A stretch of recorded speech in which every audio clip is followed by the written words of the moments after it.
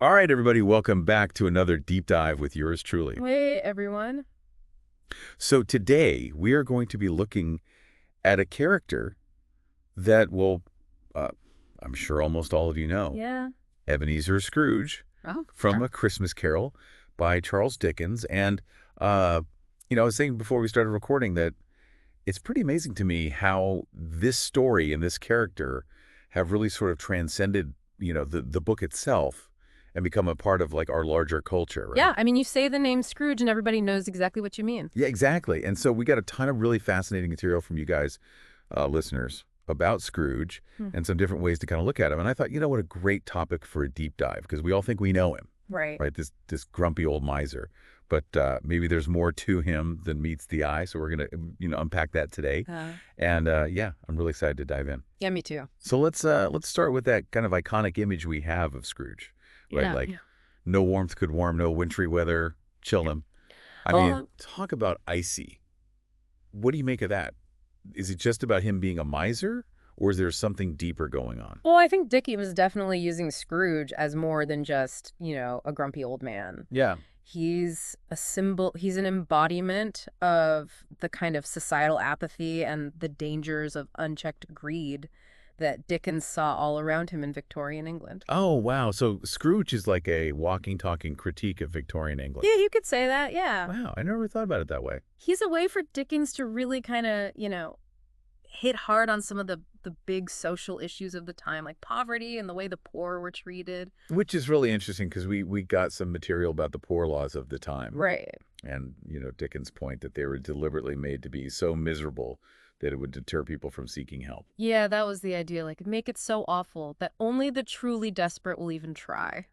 It's Yeah. wild to think about that mindset. It is. And Dickens felt very strongly about it. You can really see his anger and his compassion in the way he portrays Scrooge and the people around him. But is he saying that all wealthy people were like this? Not necessarily. I think it's more about the attitude behind the wealth. The idea that money is the most important thing and that the poor are somehow deserving of their fate. Okay, so it's not wealth itself that's bad. It's the way it can warp your view of the world and the people around you. Exactly. And what's fascinating to me is that Scrooge wasn't always like this. Dickens gives us these glimpses of him as a young boy, Right. full of joy, even love. Yeah, he was an apprentice. He fell in love. He had friends.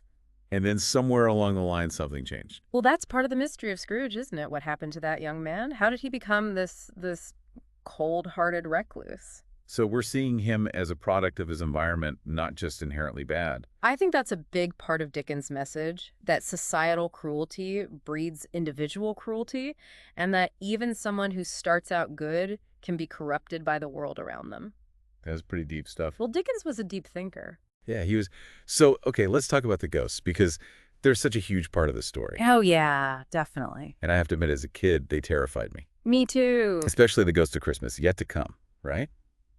But are they just there for spooky fun, or is there a deeper purpose? I think they're a tool for forced self-reflection. Oh, that's interesting. Scrooge is so shut off from the world, so caught up in his own little bubble, that it takes something drastic to make him really see himself and the impact of his actions. Right. And each ghost shows him a different perspective. Exactly. The Ghost of Christmas Past shows him the love and joy he's lost. The Ghost of Christmas Present shows him the happiness he's missing out on. And the Ghost of Christmas Yet to Come, well, that one really hits him hard. Yeah, I mean, talk about a wake-up call. That's the one that shows him dying alone and forgotten, and it's that fear of his own bleak future as much as guilt about the past that really spurs his change. So Dickens is showing us that even the Scroogiest among us have the potential for change. It just takes self-awareness, empathy, and sometimes a good dose of fear to shake us out of our patterns. Yeah, sometimes we need a little push to really see ourselves clearly. So what's the one key takeaway you want our listeners to ponder today about Scrooge, about this whole story? I think Scrooge's story isn't just about Christmas. It's about the potential for transformation in all of us. Even if we don't have ghostly visitors, we all face choices that shape who we become. Right. And it's never too late to make a change for the better. So true. So true. Well, this has been another really fascinating deep dive. I always love getting to chat with you about this stuff. Me too. And thanks to all of you listeners for sending in such great material and really helping us to, kind of see Scrooge in a new light. Yeah, thanks everybody. And hey, you know what? Maybe we all need a little ghostly intervention now and then to kind of shake things up, right? Maybe just a little. Just a little. So until next time, keep those cards and letters coming, and we'll see you in the next deep dive. See you later. Bye-bye. Bye.